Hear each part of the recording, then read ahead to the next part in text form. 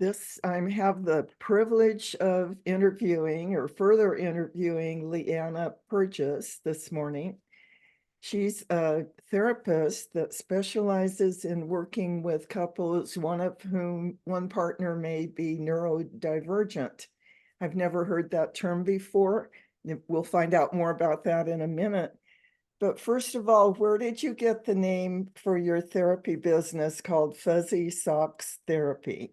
Yeah. So yeah, when I was thinking about naming my private practice, I didn't want to use my name just because seeing it in writing, a lot of people don't know how to pronounce it. So I thought about some of the things I like to do for self-care. And one of them is I really like wearing fuzzy socks. It just feels good on my feet. So I went with that. I love it. It gives the immediate feeling of comfort and relaxation, Yeah. like no tension. It really sets your clients up to feel pretty comfortable with you. I love it. Yeah. So tell us the definition of neurodivergent. Yeah, so it's a relatively new term, but basically it means when someone's brain is not wired the same way as those of the general population. So most commonly it references people with ADHD or autism, but it can also encompass things like dyslexia and some other conditions as well. I thought that was what it meant. My son was PTSD. Not, no, he was ADHD. I was wondering if you've had any experience with persons who are suffering from PTSD. I have, yeah, I've done quite a bit of trauma work in my therapy practice. Yeah, and I think it's something, what we do know about trauma from research is that it's not about what happened, but it's about how what happened impacted the individual. Yeah. So really, PTSD looks very, very different from one person to the next. But I'm wondering if the skills or the techniques that you use to deal with ADHD or autistic persons also help couples one of whom may be suffering from PTSD. It can definitely. That a lot of what we talk about is nervous system regulation and understanding the brain and the body's stress response and how to manage that in healthy ways. So there definitely is some overlap. It's the first time I've heard of a therapist that specializes in this kind of work. I'm so excited to meet you and so happy to hear that you're specializing in working with these couples that may not be helped by the usual kind of therapeutic advice. Mhm. One of the comments that you made in your response that was published in Authority magazine, and by the way, congratulations for having that published, Thank you. is that one of the unrealistic expectations many of us have when we marry is that the relationship's going to stay the same. Do you want to expound on that a little bit? Sure, yeah. I mean, I think it's natural, right? Like when we marry someone, it's exciting and romantic and we're in love and it's all these really happy, wonderful things. And people change over time. We all change, we all grow in all sorts of different ways. And so what happens is as we change and grow, our partners aren't necessarily changing and growing in the most compatible way. And not that that's anyone's fault, it just happens. So that can lead to a lot of conflict, that can lead to a lot of hurt feelings. It can lead to, I think in a lot of couples, it leads to a lot of losing that spark or that excitement. So yeah, I mean, it's natural and it's something we need to, I think, just be mindful of that it's not going to stay exactly the same. So when that happens, is one of the things that you do teach couples how to navigate their differences or how to adjust to the differences that are occurring? Yeah, absolutely. One thing I found with a lot of the couples I work with, or even individuals, is they say, "Oh, well, I have ADHD, so because of that, blah blah blah blah blah." And it says, and I say, "Okay, and two people can have the same diagnosis and be very, very different." Right. So while that's helpful information, and there are certain things we can look at related to your diagnosis. At the end of the day, it's about the individual. And everyone's different, everyone's unique. And we all have different needs and wants and ways of doing things. And that can be really tricky to navigate when the person you live with is very different from you. So it's about just being aware and acknowledging those differences and then trying to find some middle ground. I love that approach. One of the things you mentioned in the article is that your advice to couples is to have fun together. It doesn't sound very therapeutic, but it is, isn't it? So why does courtship have to stop once we're married?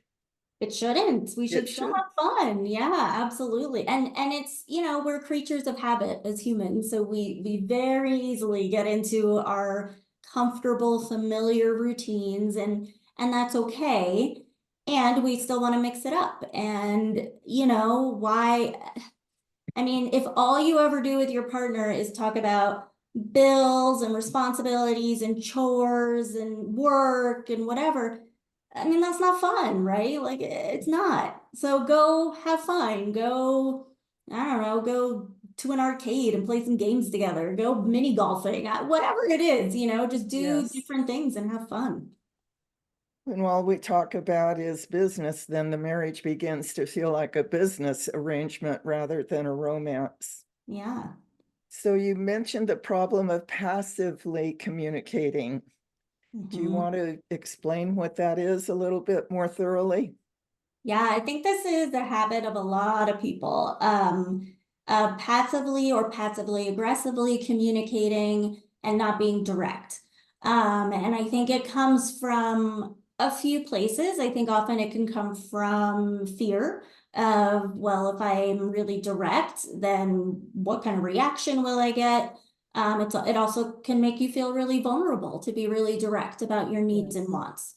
Um, and but I think it is really important. A lot of people fall into habits of this passive communication of, for example, so if you're talking about, washing the dishes, if you could directly just say to your partner, "Hey, could you do the dishes? I'm running out the door."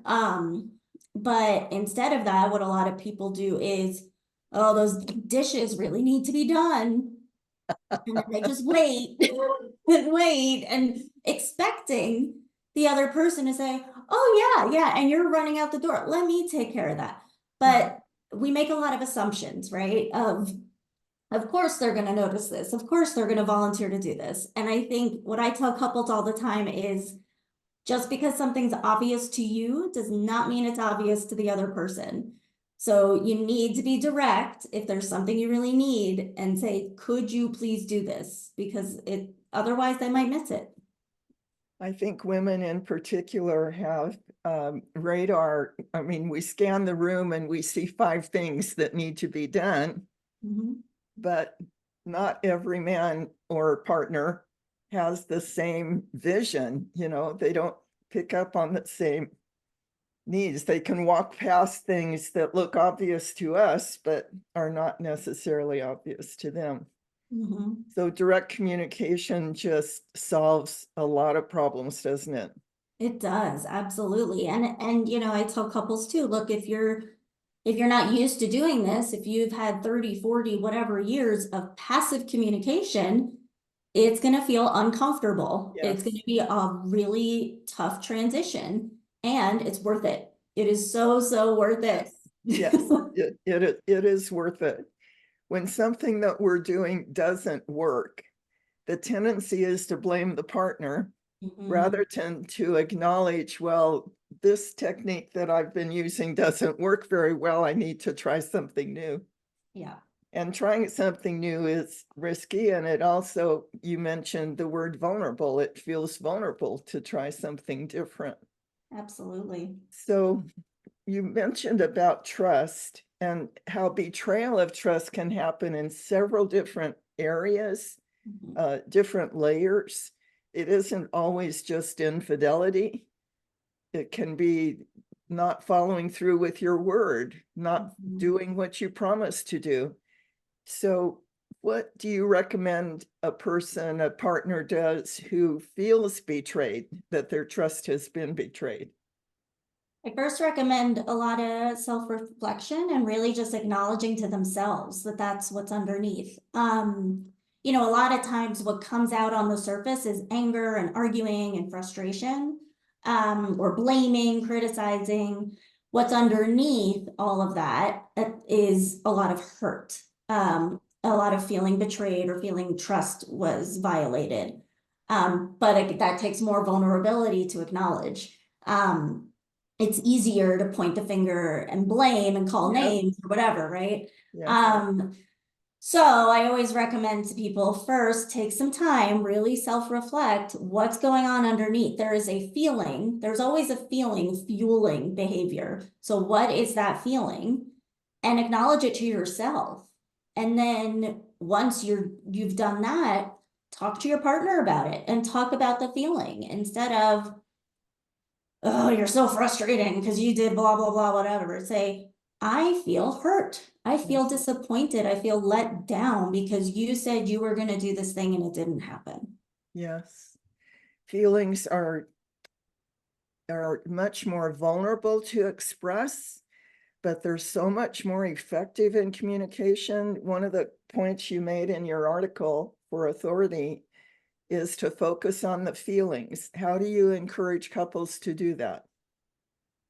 I mean, I think it starts with yourself of really even acknowledging what your own feelings are. I work with a lot of people that come to me who, you know, I think a lot of us don't grow up having an emotional vocabulary, Right. or even being taught to recognize what's going on internally. We're taught as young children to recognize physical hurt. Oh, you have a scrape on your knee. Oh, you broke an arm, what, you know, stuff like that. But we're not taught to really reflect and acknowledge our own emotions, most of us. Yes. And and so I work with a lot of adults who don't have that skill yet. And that makes sense. So a lot of it is just, well, let's really get under the hood of the car and see what's going on for you.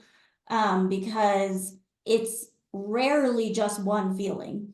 We are, as humans, we're very complex creatures, Yes. and we often have multiple emotions about one event. So it's about saying, okay, here's what's, you know, what you're first naming, what else could also be under there?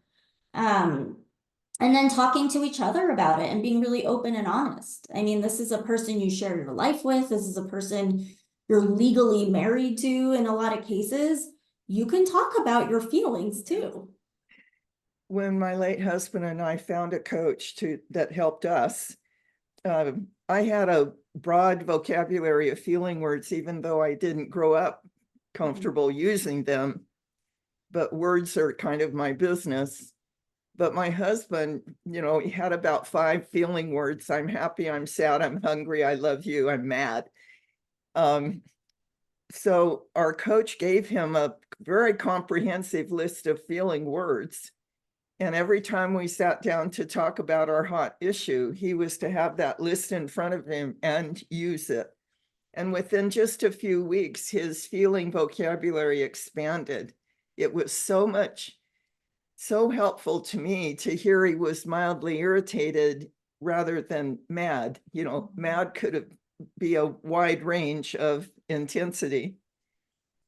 So it was very helpful to us to learn to express accurate feelings to each other. So you mentioned active listening. Would you describe the components of active listening? Yeah, so I'd say the big thing is making sure your focus is on what the other person is communicating. And I think it's hard for a lot of us, and especially these days with our technology, it's very, very, very difficult. We've all kind of fallen into this world where we are constantly having stimuli in the environment grab our attention in all sorts of different ways. And so it takes, I think it takes extra effort now than it did maybe 20 years ago to really be able to actively listen. So it means you're not looking at your phone. You're not thinking about, oh, that thing, I have to go run that errand, or I have to go do this thing. You're not thinking about your own feelings or your own thoughts about what they're saying. You're really just consciously focused on what that person is communicating. That is such a challenge, isn't it? Oh, yeah. And it is so rewarding. Yes. Yes. It's so rewarding. Yes. What I've found not only with myself, but with my clients is when they learn to practice true active listening, it draws them together. It creates an emotional bond, which is what we're all craving. We want that emotional connection with the person we love the most in the world. Absolutely. Something else that you mentioned is when unsure, ask. Yeah. Yeah. I think we get anxious or sometimes hesitate to ask clarifying questions because we don't want to seem stupid, or we don't want to seem like we don't care, or, there's a lot of assumptions that can come with that, but it is always okay to ask clarifying questions. I mean, if you truly don't understand completely what someone is saying, it's great to ask questions. Sure. And I think it actually sends the message to that person that you do genuinely care and want to know. Right. And because you're making an effort to say, wait, clarify this for me, or explain it in a different way so I can understand. And yeah, and I tell couples all the time, if you see your partner is dysregulated and struggling and you don't know what to do to help, ask. It is such a powerful thing to go up to your loved one and say, I see you're struggling. What can I do to help? That's a beautiful thing to do. Yes. And what we quite often do instead is jump in and give advice rather than asking what your partner wants Yeah. when they're struggling. You mentioned the power of taking a break. Let me quote you. We do our best, most rational thinking when we're emotionally regulated. So define emotionally regulated for someone who may not know what that means. Yeah, so basically it means that you're in what we call the window of tolerance, where you can handle whatever stress is coming at you without kind of overflowing with emotion. So it's not necessarily that you're calm or happy, it's just that whatever stress is happening, it's manageable. And when we get outside of this window of tolerance, sometimes also called fight or flight, that's when we get less blood flow to our rational thinking part of the brain. So it is much more difficult to think and communicate rationally when we're dysregulated. So that's why I tell couples, take a break if you need to. It is okay. 99% of the time, it is not something that has to be addressed right that second. Yeah. It can wait. So take a break and come back to it when you're both regulated, so you can have a more rational and productive conversation. And take a break as an excuse to walk away from a conversation and never come back to it. Right. No, you do come back to it. That doesn't work. Right. My husband, before we got the help we needed for anger management, thought that he was somehow superior because he would just walk away and leave me hanging, which only made me more angry. But it Right. was I always tell couples, you have to communicate that you need a break. You cannot just walk away without saying anything. And for some people, it can be really difficult to verbalize that they need a break in those moments. So I always tell them, come up with some kind of code word or symbol or Yes. whatever that you can use when you're dysregulated to communicate, I need a break, and then separate and then come back to it later. Our guideline was whenever we were no longer able to speak respectfully to each other, that was the clue that it was time to take a break Mhm. until we could come back to a stable place where we were able to communicate with respect. Progress isn't linear. Mhm. Want to share a little bit more about Sure. that? Yeah, I think sometimes we have expectations that, you know, progress with relationships or mental health, whatever, is going to be just this very straight, perfect line, and it's not. I don't think it ever is, honestly. No. You know, it's bumpy. It's bumpy. It's often two steps forward, one step back. And when we take that step back, a lot of us, our brains go, oh, well, that's it. We're back at square one. Nothing is changing. This is a problem. And the reality is, we still have made gains. We still have grown. It's just a little bump in the road. And we just need to be patient and understand that it's not going to be perfect. And, you know, we're going to be a little bumpy, but we're still heading in the right direction. And that's what's important. In my master's program, my teacher said that progress is cyclical, that Mhm. it goes in a circle, and the circle can eventually move upward and be more conscious, but we kind of, if there's an issue here, I might come around and bump that same issue over and over again until finally it's, done for.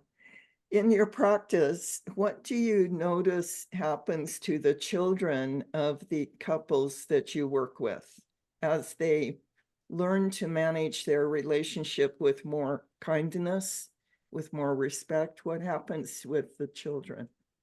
Yeah, I mean, the kids, they often learn by what we as adults model for them rather so much than what we explicitly tell them. So they'll see their parents doing things like regulating, breathing, taking a break, that kind of stuff, and they start doing it more themselves because they see that their parents are doing it, so they naturally start to engage in the same behaviors, which is amazing. And I, tell parents all the time, that's one of the best ways to teach your kids how to manage their emotions is by leading by example and doing it yourself. I think it's almost the only way, Yeah. you know, because children, they get their first relationship lessons from us as adults, and particularly parents in their homes, with the issues of having an adult with ADHD or another neurodivergent diagnosis. Mhm. How does that affect the children in the home? It can have a big effect. Some of the most common traits of adults who are neurodivergent are things like having a hard time focusing, could be having a hard time regulating emotions, could be issues with executive functioning skills in terms of organizing, planning, impulse control. So a lot of that stuff can affect the kids. And, but what I tell parents all the time is it's not about being perfect. If you're trying to be perfect, you 100% will fail. I Yes, guarantee it, because yes, no human is perfect. And right. that's not the goal. The goal is acknowledgement and again, modeling. So if you yell at your kids because you lose control one day, which every parent does, okay, fine, it happened, then acknowledge it to the kids and Yes, say, I'm sorry, I yelled at you. I really shouldn't have handled it that way. That's okay. And again, yes, you're modeling for the kids that you mess up, that you're human, and yes. that all we can do as humans when we mess up is to acknowledge it, apologize for it, and try to do better next time. And I think that's a wonderful thing to model for kids because then they learn, okay, I'm not going to be perfect. I'm going to make mistakes. And here's what you do when you make a mistake. Well, you're modeling the humility of admitting. Mhm. a mistake and asking for forgiveness or apologizing. How can people that are watching this video get in touch with you? Where are you located, first of all? Yeah, so I kind of have two separate things going. So I'm a therapist in private practice, and I do online therapy for people in Colorado, Arizona, and Florida. And then I have a separate coaching business where I do couples coaching for neurodiverse couples, and that I can do with people anywhere. So my therapy practice, the website is fuzzysockstherapy.com. And then for my coaching business, the website is coachingwithliana.com. Okay, say it a little more closely, Yeah, slowly. sure. So therapy business is fuzzysockstherapy.com. And so that's spelled Fuzzy, socks therapy. Yes. And then my coaching business is coachingwithliana.com. And Liana is spelled Lianna. Thank you so much for spending some time with me this morning. I'm so excited to hear about the work you're doing and want to do anything I can do to publicize that, let people know who you are and how to reach you. And just so appreciate the good you are bringing to the world, Liana. Thank you so much. And we'll hope to see you again at some point. But until then, thanks again for meeting with me today. Thanks for having me. Bye-bye.